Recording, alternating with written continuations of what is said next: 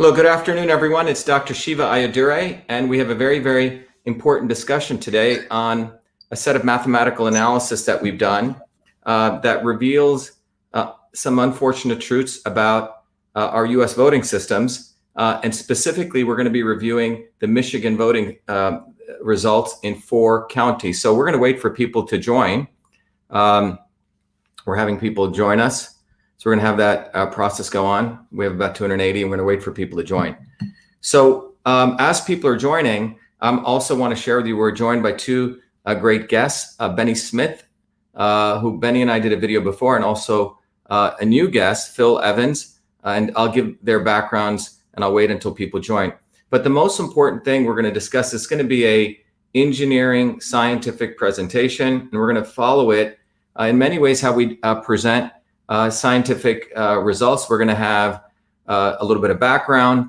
We're going to give you everyone a decent amount of education, because there's some very important concepts we're discussing here. But one of the things, as many of you know, I'm very committed to is to taking very, very complex concepts and putting it into a manner that all of you can appreciate and not only learn from, but then you can teach this to others. It's the model of learn, teach, and serve. We live in a world right now of media companies who cherry pick what they want. They have an agenda. So it really comes down to us. And one of the themes of today's conversation is that, yes, there's an election taking place. And every time there's an election, everyone gets all urgent about that election issue. But we need to take a step back. And we have a great opportunity today to really start looking at much more fundamental issues about what it means to be a citizen, which is we're supposed to have democratic processes. And the fact is, for far too long, you and others and many people have been sleeping. We've outsourced our decision-making to politicians who have their agendas. And we have ended up with voting systems where the input and the outputs are unverifiable. And you're going to see that in a very profound way in today's discussion. But most importantly, I think the key takeaway is it's time that you get educated or be enslaved. And this is beyond a left or right discussion. This is beyond Republican and Democrat. This is beyond black and white. It's supremely fundamental. And it's a aspect of the world that we live in that if we want to truly be free citizens, it requires some significant responsibility on all of us. And ultimately, the people we put into positions of power reflect our state of consciousness. So the goal here today is to elevate people's consciousness. And we have an incredible learning opportunity. Life rarely affords us these kinds of opportunities, but we have that opportunity. You have people here, many of you know who I've talked about before, and many of the people who are involved in many of the various things I do. But today, I can assure you that you're going to get an educational lesson. So listen carefully. But we have great people who've been working on this for many, many years in a committed way. And the events that are happening give us an opportunity for all people to get educated. So let me just share the screen here, what we're going to be covering today. Let me go to the application window, and I'm going to introduce our wonderful guests. So let me share this. So we have Phil Evans. So if you notice, the title of the talk is A Mathematical Analysis of Trump-Biden 2020 Election Vote Counts in 4 counties in the state of Michigan. I'm going to be the lead presenter, but we also have Phil Evans. Phil, are you there? Can you say hello? Hello. So Phil we'll give Phil's background, and we also have Benny Smith. Let me bring, Benny, you're there, right? Yes, I'm here. Hello, everybody. Yeah, Benny's also and I'll give people's backgrounds. In fact, let me sort of jump right into it. Just for those of you who are new to me, the area of math and science is something I've had to do for a long time to get a bunch of degrees at MIT, but I'm a scientist, inventor, and engineer, a Fulbright scholar. The election has not been certified in Massachusetts. I'm still a US Senate candidate in Massachusetts. Benny Smith, Benny's a software engineer. Benny, you're also an election commissioner, right? That's right. And a data analyst. And Benny was one of the first people who discovered, probably the first person who discovered, and we'll get into that, the fact that our votes are stored as decimal fractions. Very, very important. But Benny's very, very committed to election integrity. So great to have you, Benny. Thank you for having me. On the phone, we have Phil Evans, who is, like myself, Phil is a fellow engineer, a Bachelor of Science in Engineering. By the way, Benny's been a computer programmer. He's an avid software engineer, well adept at it. But Phil, you went to Clemson. You're also an inventor and engineer. And Phil, when you work as an engineer, you learn some math, and Phil has done some great work, which we're going to share with you as a data analyst. Phil, are you there? Phil? Did we lose Phil? Hello? Phil? Huh. We're having some audio. Oh, okay, we can hear you, Phil. Okay, great. No worries. So what I want to talk about before we jump into this is some very basic concepts everyone should understand. You can look at other videos that we did earlier on this whole election integrity issue, but fundamentally, if you think about that box as your voting system, as in any system, there's an input that comes in and an output that comes out. And evidence is something where it's the inputs and the outputs should be unambiguous. So you can predict in a very clear way. Evidence is fundamentally unambiguous predictions. And what you'll realize is in the current system that we have, the input to our voting systems, we don't have voter registration card. We don't really have authentication. Some places do. We don't really get receipt to the person that actually voted. So you don't really can prove that it was you who came into that precinct and voted. So you can't really prove that. And the conclusion is there's no definitive proof of your voting. So the input here, you could argue, has some issues with it. The other part is the output. So for example, we're assuming that the output actually reflects what took place in the voting. So for example, if the input was 30 voters came in and 10 voters voted for A and 20 voters voted for B, the out should be 30 votes, 30 ballots. And in fact, in the machine counted votes, we'll talk about their ballot images. So if 10 votes for A, so you should get 20 votes for B. All of this is true under the governing principle that the system cannot change the output. Okay, now if that is possible, then there is ambiguity since the output can be manipulated, which means that the evidence is not evidence. So simply put, you get some inputs coming in. What we're saying today in the United States voting systems, the inputs are not unambiguous, and the outputs, as we'll see shortly, can be manipulated. Okay, but we assume that the inputs are clean and the outputs are clean, and that's what we all want. Ultimately, all of us as Americans, or for any free people, we want election integrity, and that's what ultimately we want to get to. Again, just to review, ballots can be hand counted. People actually review them. They look for your little hand counted ballots, or they can be machine counted. They convert your ballot in the machine counted into an image, which is called a ballot image. And those ballot images are then tabulated. So in that incident, when it's machine counted, to be clear, ballot images are not something trivial. They are the ballots because they are what is counted. Unfortunately, many of the states, Benny, correct me if I'm wrong, many of them are getting away not saving these ballot images. Am I right? Yeah, there are places where there are pending lawsuits to force the states and the county to preserve those ballot images, but for the large amount of the population, they were destroying them. Yeah, and we noticed that in Massachusetts, where when we found in our case, we just want to know, we saw some serious irregularities, and we found out that the ballot images are actually destroyed or deleted. And Massachusetts has a policy. They claim their the statute allows them to do that. They've never cited it. They've never showed it, which violates federal law. Because, when I ran as a federal candidate, you have to save those for 22 months. The statute says all records generated in connection with the election must be saved. So if the ballot images are what's counted and you want to question the count, well, you have to, and if they don't have the ballot images, then it basically leads to that election process is null and void unless they allow you then to go hand count. And they make hand counting very difficult. Am I right, Benny? That is correct. Yep. So what I want to also talk about, we reviewed this before. Benny and Bev Harris were instrumental in this. There is a feature in the voting systems, which we'll come back to, called a weighted race feature, which went in back in 2001. As far as we know, Bev Harris brought this up, and it's a feature. It's in the manual. It's documented where the weighted race are tallied by weight. So if Benny got 1,000 votes, I got 1,000 votes, they can literally weight Benny's votes where his votes could be 2-to-1. So he gets two votes for every vote that he got, 2,000 votes. And my votes could be halved. So I get not 1,000 votes, I get 1,000 votes. This is a feature in the system. The other important thing to understand is, I believe Benny, you and Bev Harris did a FOIA, right? In the election of US President, Vice President Cheney, Bush versus Kerry. And what you can see here is the discovery is that our votes are also stored as decimal fractions. So for example, Kerry Edwards, you can see down here, is not 120,360 votes. It's actually 120,360.63.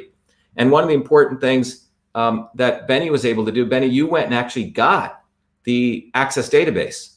Yeah, these were a result of court cases because people were protesting the elections, and back then candidates weren't as willing to sue, but there were a number of them who did, and then they were able to get access not to the source code, but just to some of the information that the election was tabulated in, and this was the GIMS database from Premier Diebold at the time.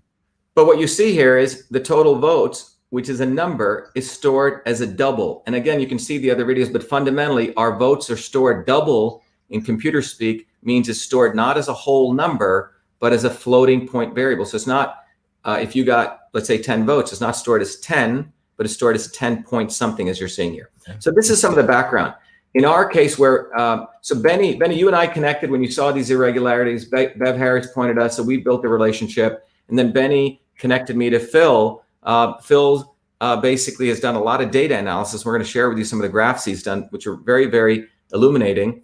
But Benny and others like John Brakey in our US Senate election in Massachusetts, where we clearly knew we won, but we did something interesting. We went and did FOIAs, and we asked for the participating voters, which means the number of voters who actually voted, which is this tan column, and the number of votes cast, which is the actual ballots. And what we found consistently in at least the 7 cities that gave us data, there are more votes than voters, okay? So this was something illuminating. Then Phil Evans got involved. And Phil looked at the data of our votes in Franklin County, for example, where we won, the only county where 70–80% of the votes are hand counted. We found out that as the number of votes proceed, you see that the votes, these lines represent our vote accounts. Mine is the red, and my opponent is a blue. You notice they flatten, and this is how curves should look over time, over number of votes. They flatten. However, in all the other counties where the votes were machine counted, the votes do not converge. They have this parabolic effect. Right, Phil? And that parabolic effect, Phil, is one of the big indicators of something going on, voter issues or election fraud. Am I right, Phil? Correct. Yep. So that's what we're showing here. So anyway, that's the background. Let's jump into Michigan. So the reason I gave you that background is we have 2 great people here. I got involved in this. Not only as a mathematician, as a candidate, but when I saw what happened in our election systems here, Phil and Benny and I have built a very close working relationship. So let's jump right into Michigan. I know everyone's waiting for this. I hope you enjoy this, and we'll have Q&A. Jen will help us with that. So in Michigan, there's around 86 counties, and what was analyzed here was a top 4 counties were analyzed: Oakland County, Macomb County, Kent County, and Wayne County. By the way, all the data we're looking at, there's 2 sets of data: the early voting data, and then the voting data on election day. In some cases, in Kent County and Wayne County, we combine them. But so there's 2 sets of data. So let's proceed.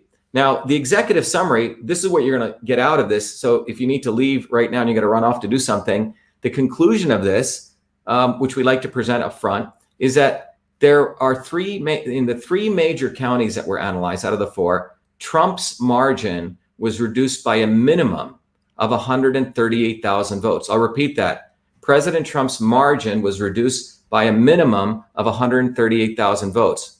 So what that means is Trump's vote total was decreased by 69,000, and Biden's vote total was increased by 69,000. In short, 69,000 votes were transferred from Trump to Biden in these counties, and they varied across those counties, but a total of 69 counties. The other piece is this quote unquote transfer was done by a computer algorithm that linearly transferred. What that means, it transferred votes in a proportional basis. For example, the more votes got transferred from Trump to Biden, interestingly enough, as you went to precincts that increased in Republicanism, which means there were more Republicans in that precinct. So basically, and we'll show you, so the vote transfer really occurs more in Republican-based precincts and less in non-Republican-based precincts. Okay? So again, a little bit of background. In Massachusetts, we have one type of voting, but in Michigan, as I've come to learn, there's two types of voting. One is you can just go vote for an individual candidate. You walk in, you can say, I'm going to vote for Biden or Trump or candidate A or candidate B. Typically, independents may be like this. Or there's another thing called straight party voting. Straight party voting, which means you just go in and you say, I'm just going to vote for all Republicans or I'm going to vote for all Democrats. Okay? So obviously, President Trump is running as a Republican. When you do straight party voting, he gets that vote. If Biden is running as the Democrat candidate, he gets the Democrat vote. But there's two types of voting. Interesting enough, each precinct tracks a voter either as casting the straight party vote or the individual candidate vote. Okay, they are separated.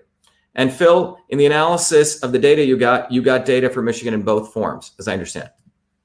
Correct. Okay, so now so to give you an example, because again, part of here is we're going to discuss complex stuff, but I believe we just tested this on a bunch of our friends here. Everyone got it, so don't worry about the math. It's going to be easy, but let me just keep it simple, okay? Now, there's two types of voting at a precinct, and here's an example. So let's say 200 total voters go to a precinct, okay? So 200 people walk into that precinct. Let's say 100 of them decide to vote the straight party method. And let's say the votes happen to be 60 votes for Republican candidates and 40 votes for Democrat candidates. So that would be 60% R, 40% D. So that you could argue that that precinct of voters who chose to do the straight party method, it's an indicator of the demographics that precinct is probably likely a Republican.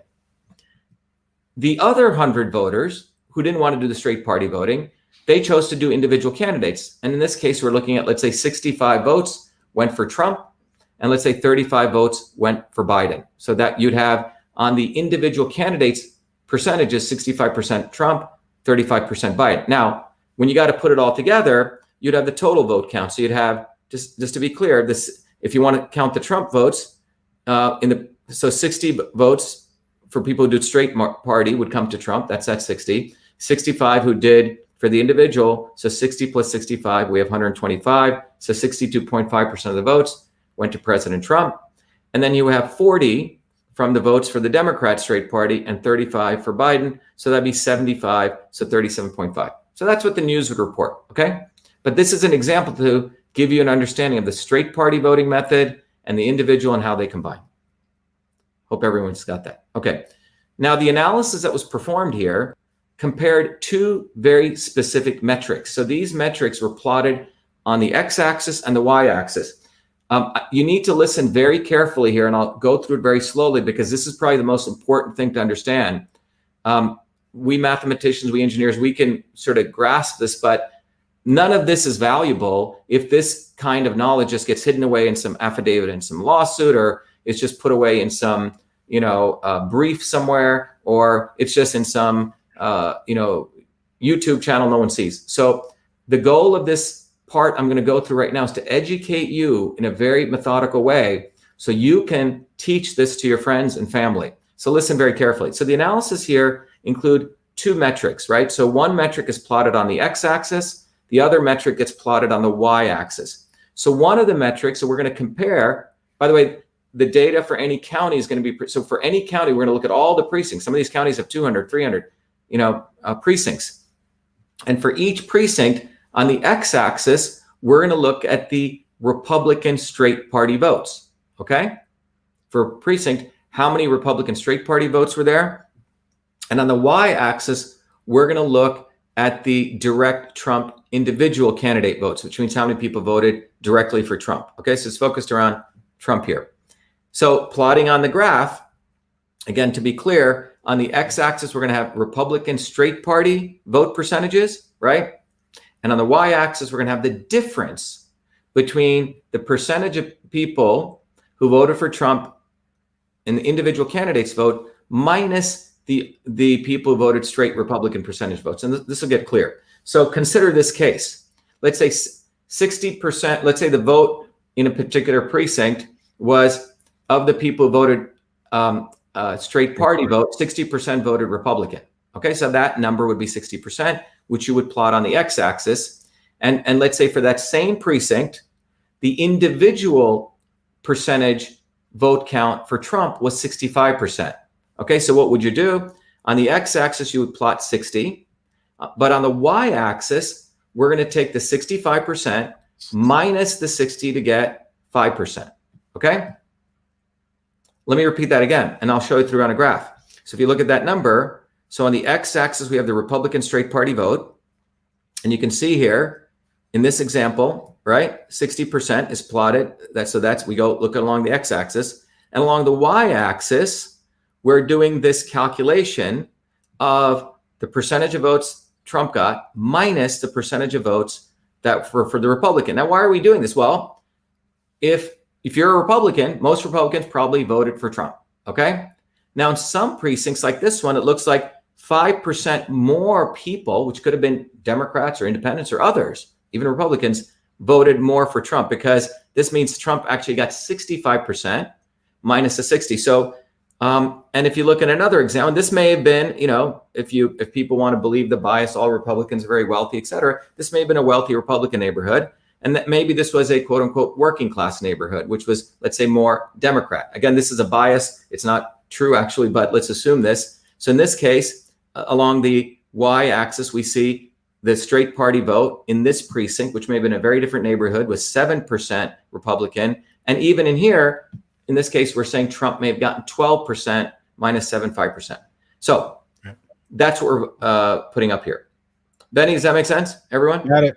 Okay, I know you guys have seen this. The blue dots are precincts, so yes. That may be a little bit. Yeah, so just to be clear, every blue dot is a precinct. So in the normal case, if you look at this, if the center line, the red line, is Republicans, okay, straight line, because the reality is that anyone who voted Republican probably voted for Trump. So if you look at all these precincts, they should hover around 0, right? So for example, any one of these Republican straight party votes, if you looked up and you looked at what the Trump vote was, it should be close to 0.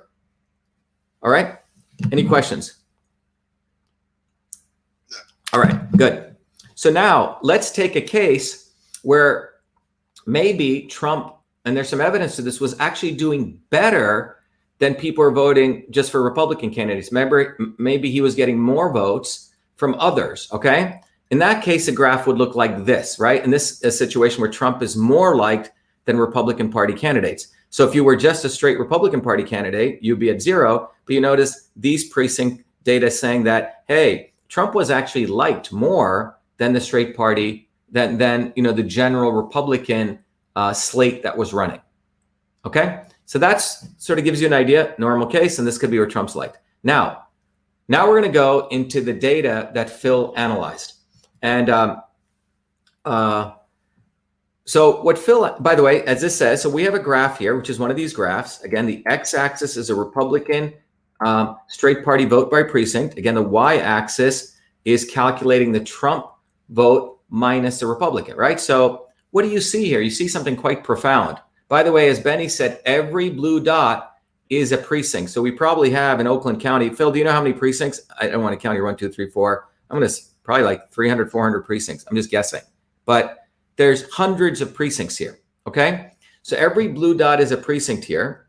And what you're seeing is, as you move from left to right, which means the left is low percentage of Republicans. So these communities over here on your left are low percentage of Republicans. And as you move to the right, higher percentage of Republicans demographically. Now, what's fascinating on this graph is common sense would dictate that as you moved across, you shouldn't see it go down. What this is saying is, for example, if you look down here on the bottom right here, this is a community that 80% or 75% of the people voted straight party Republican, which means 25% voted Democrat. But Trump is nearly 20% less than the mean here, or less than the Republican slate candidates, and so on. And more importantly, if you look at this data, it's not scattered. It's a beautiful line. Let's look at the closer at this. So if you just look at the left part of this, so I'm looking at less than 20%. So these are communities, precincts, where they're less than, you could argue, 20% demographically Republicans.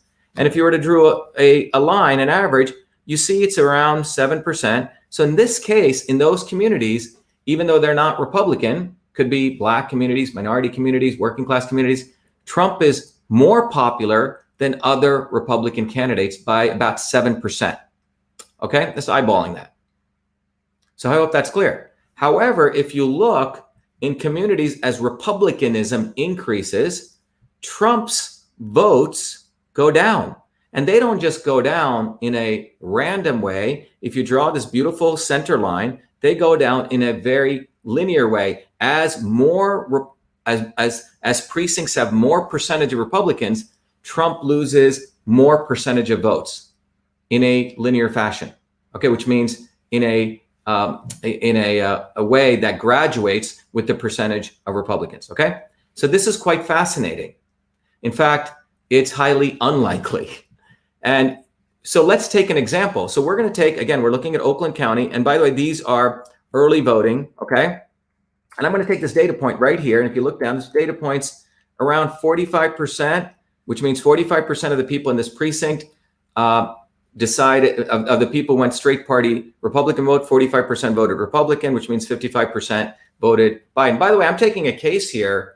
So we want to be objective. This is a scientific engineering presentation. We don't want to choose Trump or Biden. Some of my Trump people say, hey, how come you don't want to show Trump got more votes? We don't want to do that. We don't want to bias the analysis here. But here's a vote where it's basically 45% of this precinct is Republican, deduced from the straight party voting, and the 55% is Democrat. Okay, so let's assume this is an example. We don't know the exact numbers, but Phil could probably look it up. But let's assume in that precinct there were 2,000 votes. Okay, 2,000 people actually came in and voted, to be specific. Okay, so 45% means 45% from where came from the Republican straight party voting.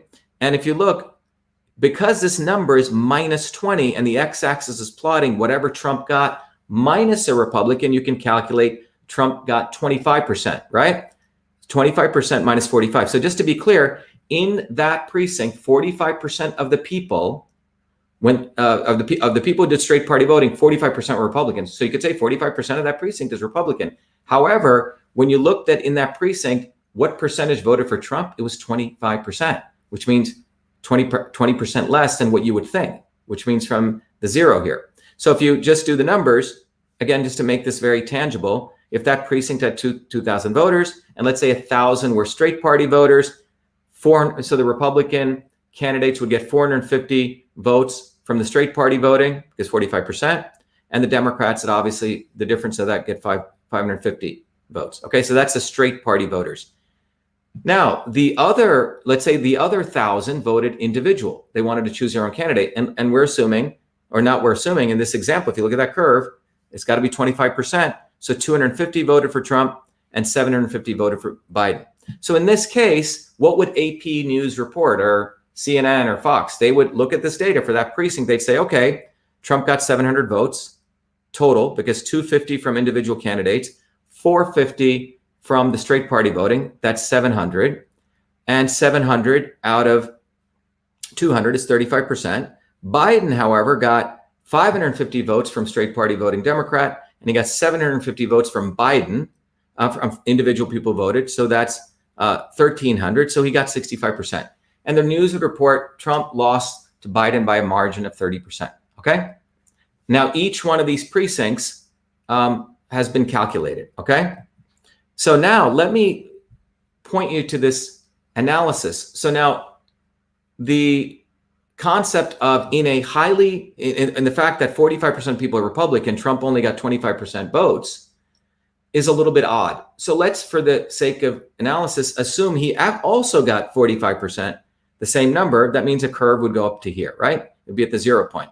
And just to, again, make sure you're understanding the fundamentals. So let's say this point is 45% 0, which means a 45% votes from the Republican straight party voting, but Trump also got 45%. That's what you would assume if the Republican candidate is in alignment with the Republicans, okay?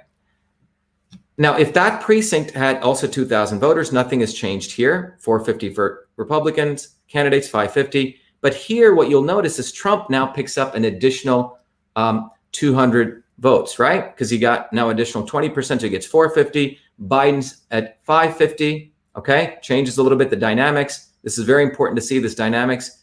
And what you see, AP News, in this case report, Trump got 45%, which is 900 votes out of the 2,000, and Biden got 1,100 votes, which is 55%.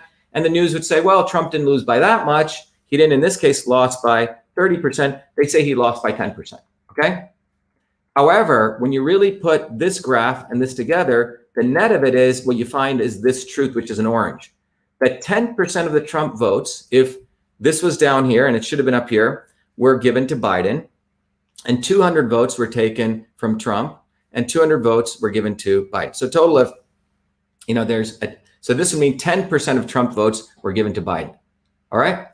So what Phil did, Phil Evans, he did this for every precinct. And he found out when you really bring Trump's votes, what we think the pattern should be around the straight party vote line, you find out about 20,000 votes were taken from Trump and 20,000 votes were given to Biden for a 40,000 Biden lead in the Oakland early voting. Okay, just one county. So that's what you see here. Now, more importantly, if you notice, I've drawn these orange lines. So what you notice is this phenomenon, if you actually look below 20%, Trump was actually getting more votes than Republican candidates, right? All the way up to 20%, you see he was getting close to 7% more votes than his other Republican counterparts. But for some reason, which we'll talk about, right at 20%, it looks like his vote counts start getting linearly reduced. And if you look at this curve, and I've looked at lots of curves, Benny, you've seen a lot of these curves, Phil, right? Any one of us who's in the pattern analysis business, when you see this, it's immediately, if you look at these, you say something's up, okay? This is too structured, right? Too perfect. Yeah. What is that, Benny? Too perfect. Too perfect, okay? We in data analysis, pattern analysis, if you're in AI, you look for features like these because it lets you build an algorithm, right? This is easy. So this beautiful curve hits flat and boom, it drops in a nice linear fashion, as though an algorithm was there. As you went across, votes were getting cut by Trump. And that's what we see here. And remember, we've talked about it, the election systems going back to Diebold, right, Benny? They have the feature of being able to manipulate vote counts from one person to another. It's called the weighted race feature. So you see it here. Now, is it only in Oakland County in early voting? Well, let's look here. Here's election day voting. Right, Phil, this is election day we're looking at. And you see the same thing. Election day, there's around 20,000 votes, 10,000, Trump's votes are reduced by 10,000 and Biden's votes were increased by 10,000 here. But look at this pattern, same thing, it's around 7% and boom, okay? Slope looks pretty damn close, doesn't it, Phil, Benny? Yep. Looks very, very close, okay? On a different time. The reason this is important is this is in one time period. So temporally, we're going to look at temporal, which means by time, and spatially. So temporally, we're looking at one event before election day, early voting, and this is after early voting. You see the same feature. All right. Now, let's go into a different county. Is this only in Oakland? By the way, Oakland is one of the biggest counties. And by the way, I want to put both of them together. You see that in this, when you add it all up, 60,000 votes increased Biden's lead, right? So a total of 30,000 votes were reduced for Trump and 30,000 votes were increased for Biden. So Biden's margin increased by 60,000 votes. All right, so that's Oakland County. Now let's look at a different county. Again, spatially, we're going to a different place and a different time, early voting, Macomb County. Here there were 28,000 votes. 14,000 were taken from Trump, 14,000 were given to Biden. And what do you see here? Well, in this case, Trump actually does even better. He's almost at, what does that look like? About 12%, Benny? 12%? 12%. And then here, this kicks in around at 25%. Yeah. Okay, but same sort of slope. Okay, so they start eating Trump's votes at this point, but he's doing better in these counties by 12% more than the Republican Party candidates. Okay, he's doing better. Now let's go over here to Macomb County on election day. Okay, same feature you see. In fact, he's doing really good here, up to 22%. Right, Phil? That's what that looks like.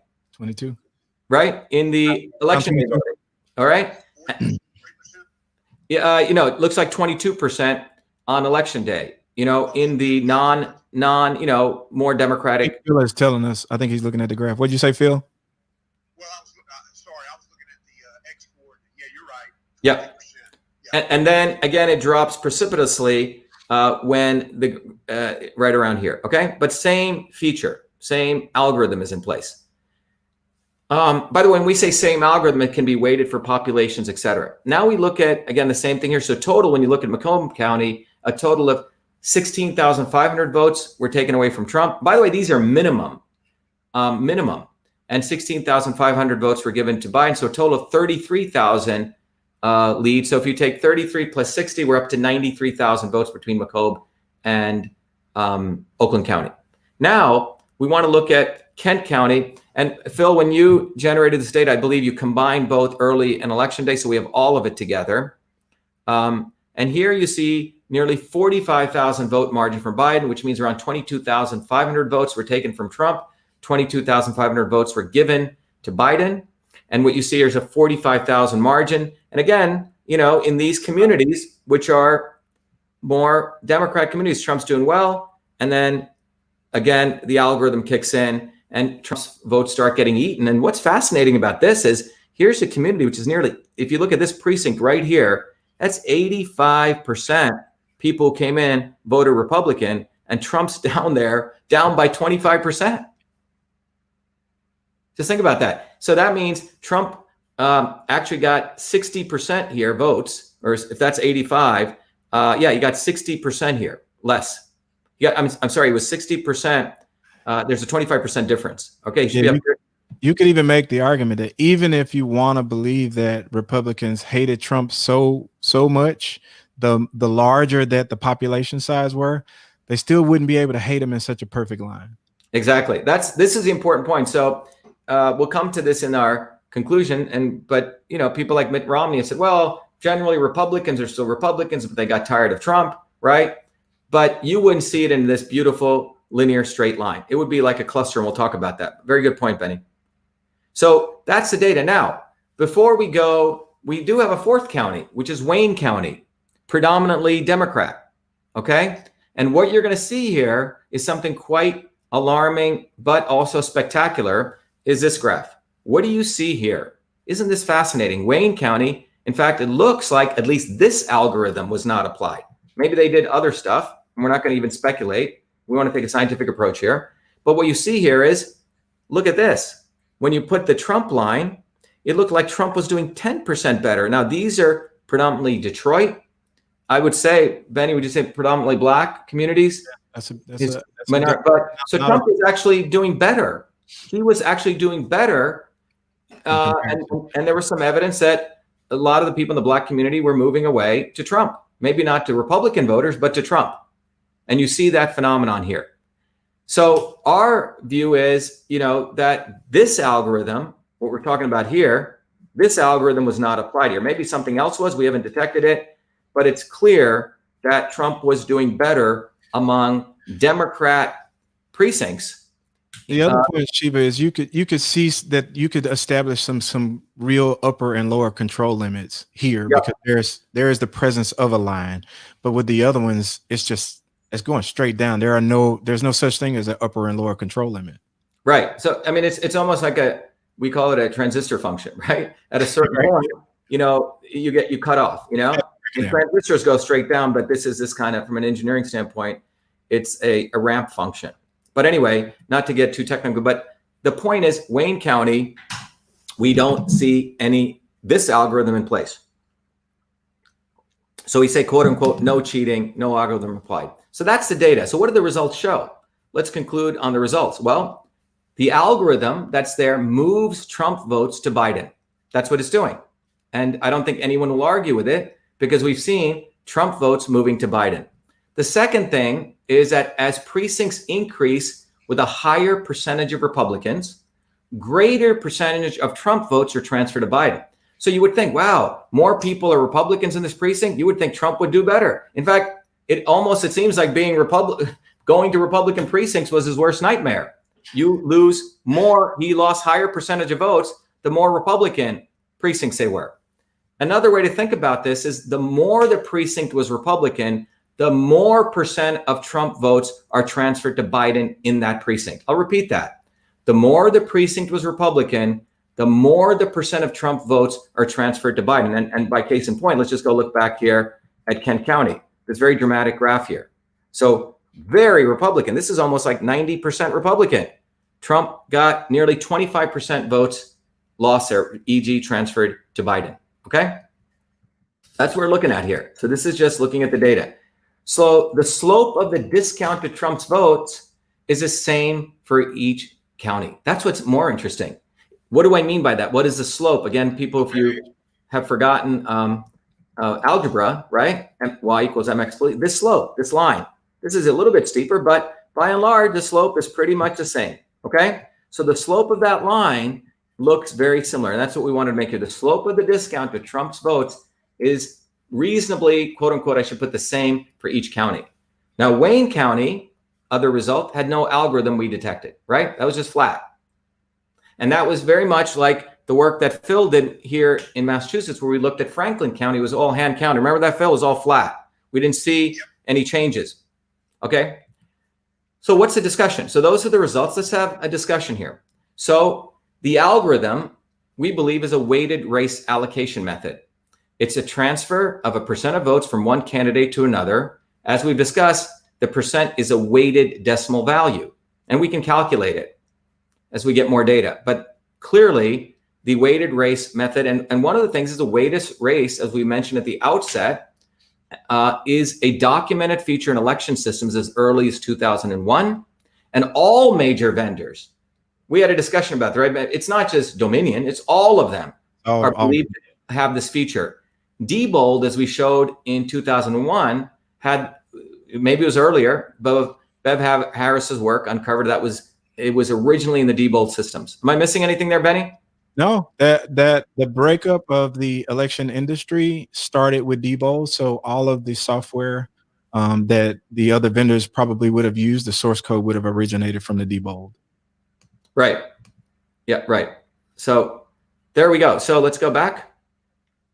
So what we see here, so that's a discussion. The other piece of this discussion is this: why are more percent of Trump votes? So we want to ask some questions. You know, in science, in engineering, we have to actually solve a problem. So you have to get down to the heart of the real problem, right? We're not politicians here. Phil is an engineer. I'm an engineer. Benny's an engineer. We all program software. We can't BS our way out of talking our way out of stuff. If our software doesn't work, something's wrong. So we always have to ask some profound questions to find the heart of the issue. So one question is, why are more percent of Trump votes transferred to Biden in precincts that have more Republicans? It's an interesting question. Second question is this: are both Republicans and Democrats involved in supporting this algorithm? Interesting question, because you have Republican precincts and in Democrat precincts, the algorithm is not on. So what's going on? Are both parties involved? So, and the other question we probably need to ask, and again, this is more research, are both parties aware of such features in these voting systems? We're hearing now news, there's lawsuits against Dominion, right? That's happening, others. But, you know, are both parties aware of these features? Another question is it possible that this pattern is normal and explains a normal voting pattern? What do we mean by this pattern? We're talking about that line going, just to be clear, we're talking about that line going across and then coming down at a certain point, that pattern, line going across and coming down. So is it possible that's just normal? Well, that just happens. This is not no algorithm, you know, you guys are trying to say, but you know, is it possible that's normal? And we had a big discussion among our team on this because we really wanted to, again, provide everyone, because we think this is a very important issue for the entire country, for that matter, those people who have suffrage now in the world and we're relying on these technology systems. Maybe is this just normal? Well, you know, and in fact, for example, Mitt Romney would say, and he has said this, the pattern makes sense. He would say, look, since Republicans stayed Republican, but no longer like Trump, this could be true, right? This could be true. However, if that's the case of what Mitt Romney says, look, Republicans broadly are still Republicans, but there's a percentage of them, across the board who just don't like Trump, right? They just don't like him. Trump lost votes, and that's just the way it is. Okay. Well, if that were true, what would you see? You would see this. Right. You would see all these precincts deviating from the norm, at some distribution like this. All right. But that's not what we see, right? But that's not what we see. What we see is a predictable line, a decline of dislike for Trump with increasing percentage of Republican precincts. We actually see this. We don't see this. If Mitt Romney was right, you would see this. Or if any rational person would write, oh yeah, Trump just pissed off a lot of Republicans everywhere. Well, across all precincts, you'd see this everywhere. But what we see is this.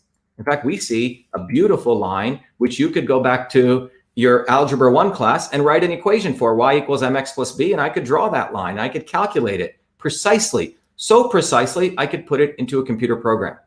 That's how precisely I could do this. And I'm sure we could do this in any function, probably in 5-10 minutes. We haven't gotten there yet. Any software engineer listening can do this. So just to be clear, Mitt, if you're listening, if what you were saying, Mitt, that would sure be like this, but the reality is like this. And I think Mitt would probably find this a little more, I would be illuminated if he could answer this in some normal means. So given that this predictable linear decline of dislike increases, it makes no sense, right? This makes no sense unless a computer algorithm was in place to lower Trump's votes as a function of percentage of Republicans in a precinct. In this case, linearly, okay? That curve, boom, it goes down beautifully linear. So let me just bring that back to everyone, and I'll ask Phil and Benny if you want to add, and we still have some other stuff to finish, but what we're saying is that beautiful point where it's nice and flat, Trump's actually doing well in non-Republican precincts, and then it's like a switch gets turned on and it goes down linearly. Our position is that could only be done by a computer algorithm in such a precise way over so many precincts, okay? It's not like, because over so many precincts, you'd see some random fluctuations. You don't. You see a nice little line going there. Phil and Benny, do you want to add anything to that discussion point? Phil's the man. Phil? I mean, you said it pretty well. The main thing is, Benny, I greatly respect the work you've done. And is there any doubt in your mind, what percentage chance is it that what we're seeing is not a computer algorithm? Let me just ask that for everyone's audience, because Phil's on phone here, because he's got, what Phil asked Benny is, what is the chance that that pattern, let me go back here, the pattern that we're talking about is just not a computer algorithm? That was a question Phil asked you, Benny. Yeah, I rarely would say 0%, so I maybe say 1%. If you get in trouble if you don't leave a little room for error. It's just not something you would see. Again, the engineering is reversing the organization of the precincts, and as they grow in size, at some point you're supposed to strike an average. So that means if we got to precincts, if they were continuing to increase and we had 100% turnout, then that number would just grow further in the size, and that line and that slope would continue to go down. And that is literally the presence of something that is not, it's barely germane to something that's natural. It's something that's artificial. Right. So that's the bottom line here.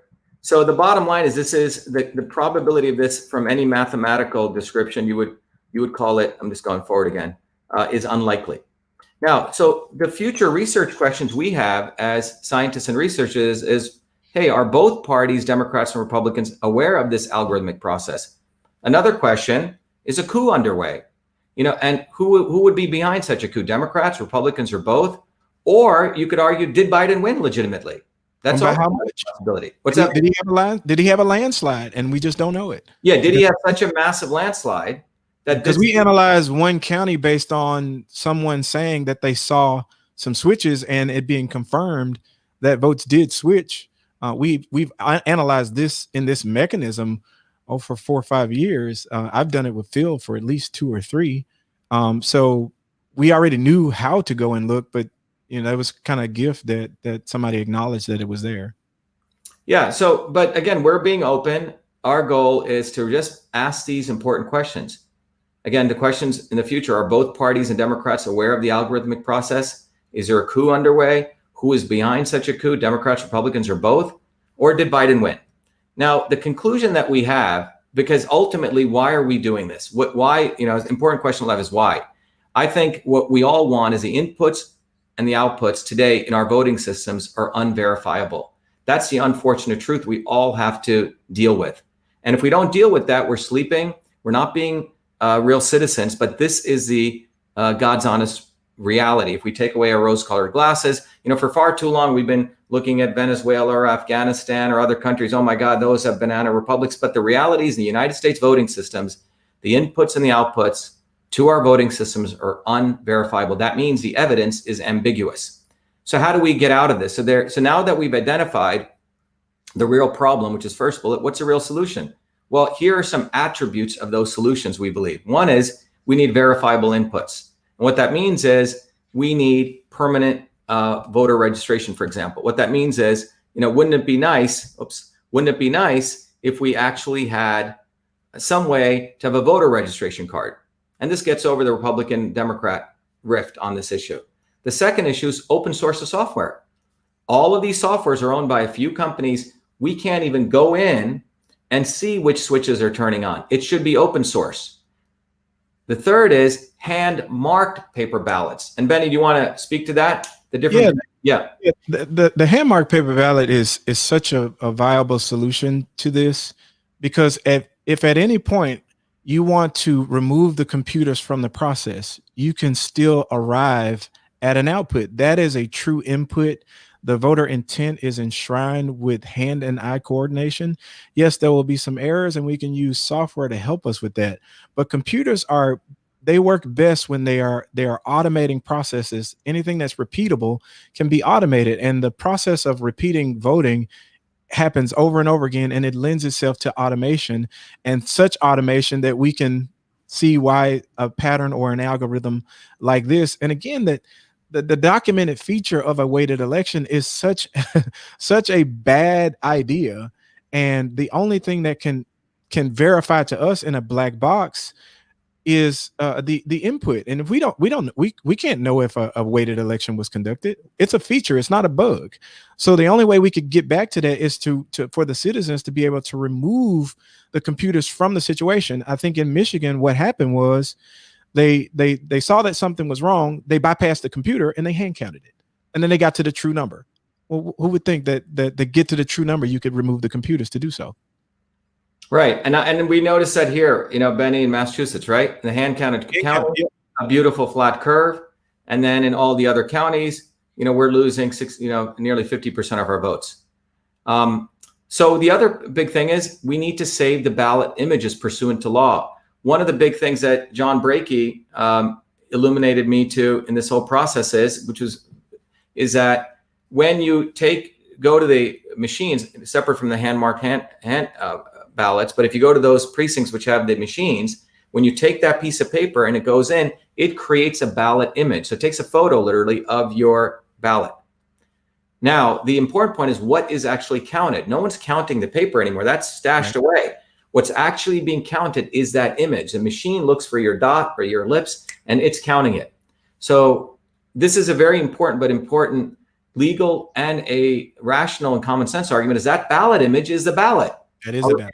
That ballot image is a ballot. And some people in the election integrity world were sort of iffy about this, but it is the ballot. So as we know, those ballot images, many of the states are deleting them after the election. They're throwing them away. But if you think about it, the paper comes in, the ballot image is created.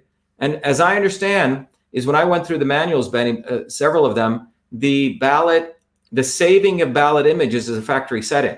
There's default settings on those machines. It's save all images, save write-ins, and delete images. And I think the ballot voting companies are trying to be in compliance with federal law. Federal law says you have to save any records generated in connection with an election for 22 months. 22 months. So those are supposed to be saved. But in places like Massachusetts, I was quite shocked when I found out that they don't save the ballot images when we asked for the FOIA. And then it also turned out that they claim that the Massachusetts state has a different law that allows them to delete the ballot images.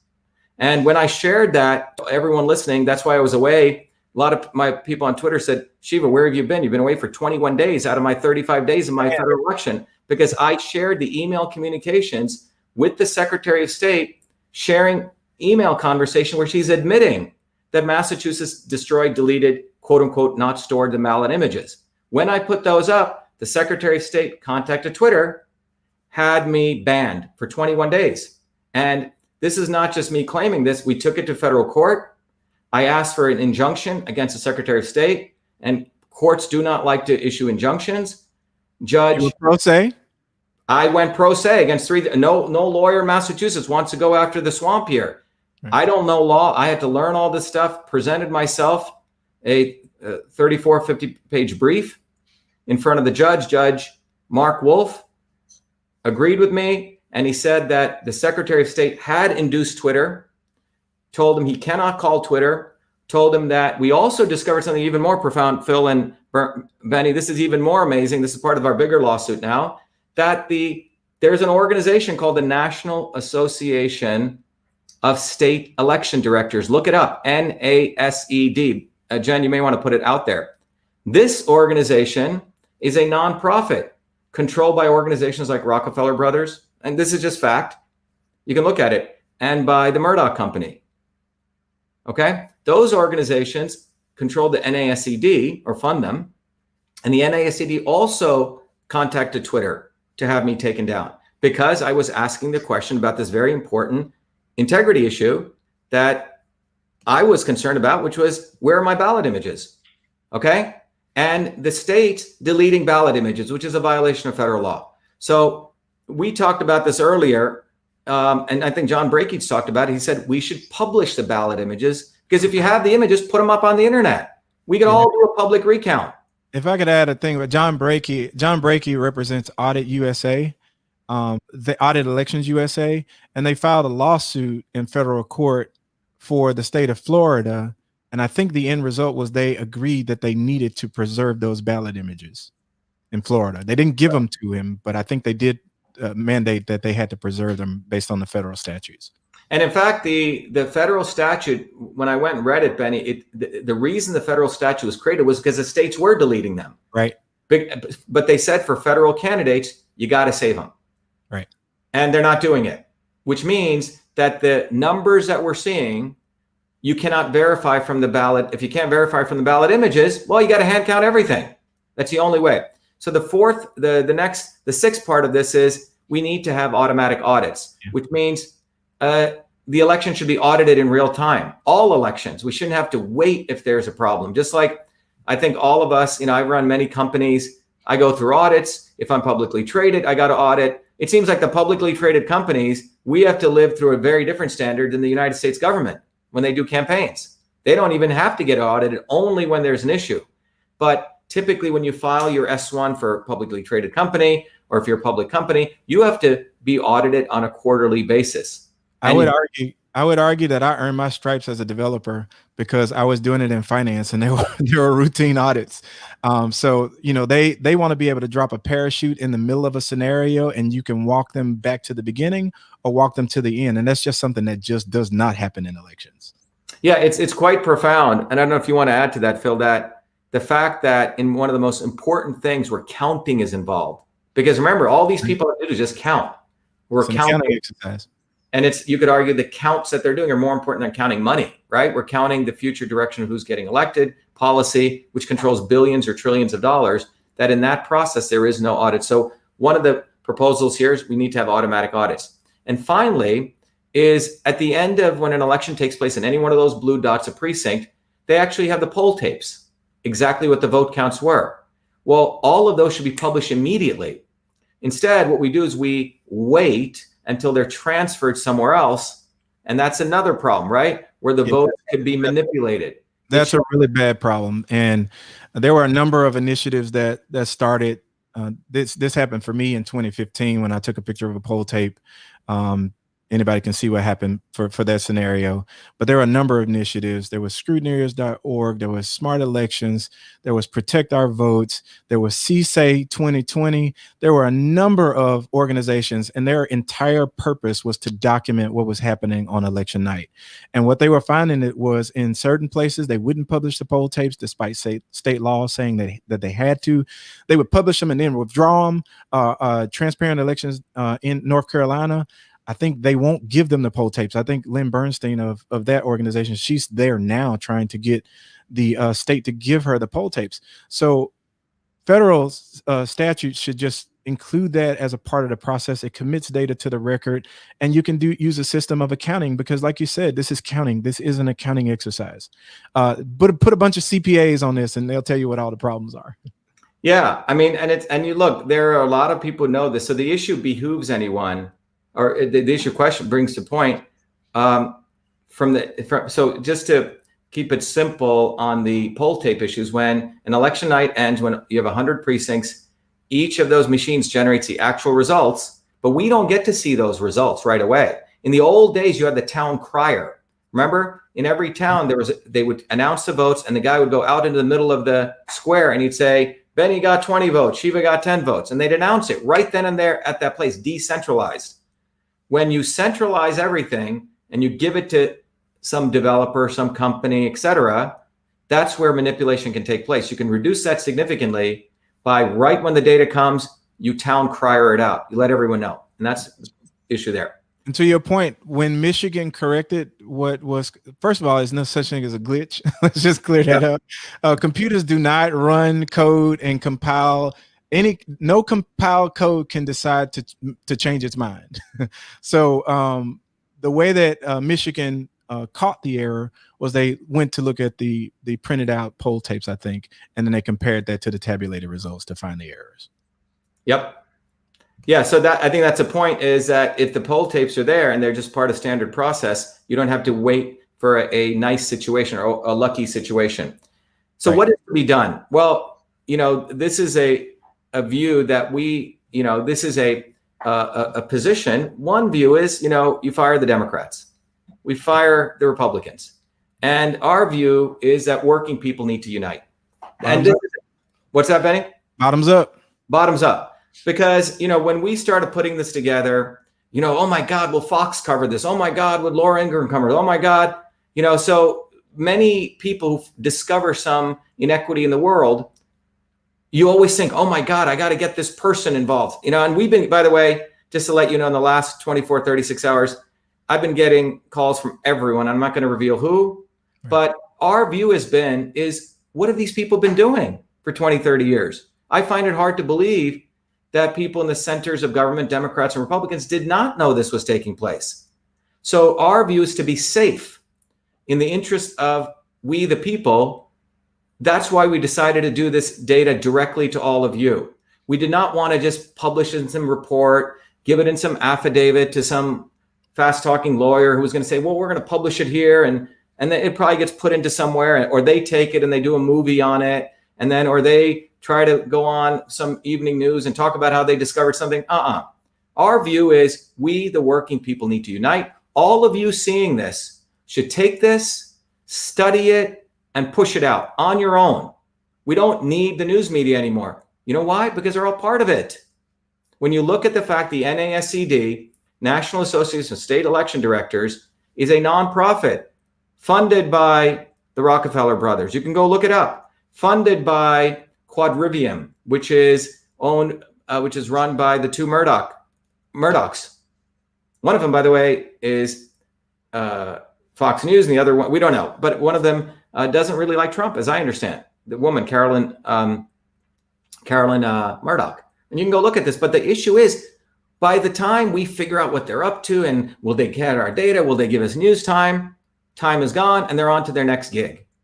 The issue that everyone needs to understand, we need to fire the Democrats. We need to fire the Republicans. We as people need to unite. So this presentation here should be something everyone should share with your families, with your kids, with your neighbors. Bring them in, share it, and then you guys teach it. We made this in such a way that it's very, very accessible and relatable and, frankly, educational. And so our issue is thank you. And thank you very much. That's what we need to do. We need to move forward to recognize that we need to build something that is truly in integrity with who we are as people that this country was supposed to be built on. Freedom, a voting system that has integrity. This system is also supposed to be built on people actually work for a living. Benny works. Phil works. Phil's an entrepreneur, has created many interesting things. I work. We don't get paid for any of it doing this. None of us. We get a lot of trouble for this too. Yeah. There are people right now, Benny, who've been calling me, oh my God, election fraud. Shiva, I got money for this. You want money for this? There are people trying to make a business out of election fraud tabulation work. That's one thing. But the point is, we need to go back to we the people. And I hope this was valuable for everyone to understand. Phil, do you have any other points? Open floor for you, Phil, Benny. You guys want to share? I just want to thank you both for the opportunity to show my work. I've been kind of locked up in a cave for about 10 years and had a lot of times where I felt 100% that machine algorithms were causing the anomalies I was looking at. So it's sort of vindicating to finally get this out. And thank you very much. Yeah, thanks, Phil. Yeah, it was to me, it was interesting because Phil and I were speaking earlier. Now, in a previous life, I used to do pattern analysis algorithms, watching sleep patterns, all this stuff. And when this election came, it was great to find Phil because he was still doing that stuff, coming from an engineering background. So it's like you had a whole resource. So I could still go out there and educate people, and Phil could focus on generating the data. And I think it's been a great collaboration. And then Benny, you're a software engineer and an election commissioner. So this is something very important to what you do. Yeah, I'm glad to have worked with you guys. When I started this journey back with Bev Harris and blackboxvoting.org, everybody wanted to say that, I didn't go to college, so I'm just a high school graduate. They really said, you don't have the credentials. And I was like, my calculator just like yours. So a lot of people didn't really pay it a lot of attention. I said, it's there, and it seems like a gift that keeps on giving every election now. And I think a lot of it didn't go across because it was actually to the heart of the matter, right? People like to be solutions in search of problems. But this one is a solvable metric. And I would just say to the people who think that we are completely off base, prove us wrong.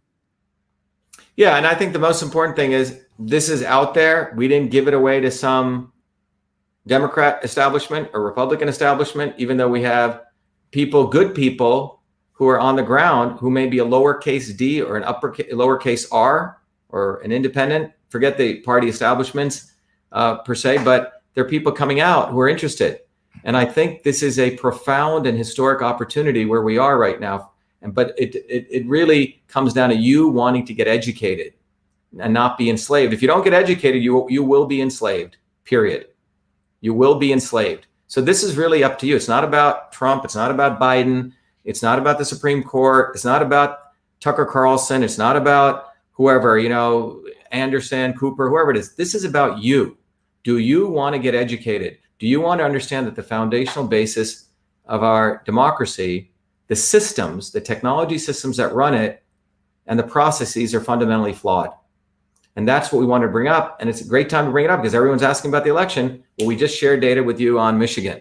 Yeah, and can I make another point? Sure. We are literally doing this so that the establishment parties or the individuals who are behind a lot of the chaos that we see or are not behind it, take it away from the voter. Everybody's saying that the voter is committing the fraud, right? It's not voter fraud. Let's just correct that notion. Yeah, it's election fraud. It's not voter fraud.